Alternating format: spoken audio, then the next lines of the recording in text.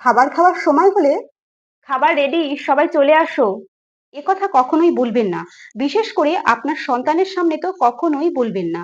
কেননা আপনার পরিবারের লোকজন বাইরে থেকে আসা কোনো অতিথি নয় যে তাদের সামনে প্লেট গুছিয়ে খাবার সার্ভ করে তাদেরকে আপনি ডাকবেন আর তারা অতিথির মতো এসে খেয়ে আবার সবকিছু ফেলে রেখে যে যার মতো চলে যাবে। আমাদের সমাজে ম্যাক্সিমাম পরিবারে এটাই মনে করা হয় খাবার সার্ভ করা থেকে শুরু করে খাবার শেষে উচ্ছিষ্ট তোলা এই কাজগুলো মা বা স্ত্রীর। এটি একটি ভুল ধারণা। পরিবার যেমন সবার, ঠিক তেমন খাবার খাওয়ার সময় টেবিল রেডি করা, অন্যান্য কাজ এবং মাকে সাহায্য করার দায়িত্ব প্রত্যেকের।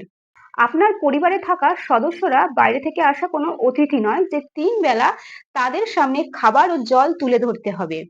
আমাদের আশেপাশের ম্যাক্সিমাম পরিবারে যে সমস্ত লোকজন থাকে তারা নিজের জলটুকু পর্যন্ত খেতে সক্ষম নয়। তারা জল খাওয়ার জন্য স্ত্রী বা মায়ের ওপর নির্ভরশীল।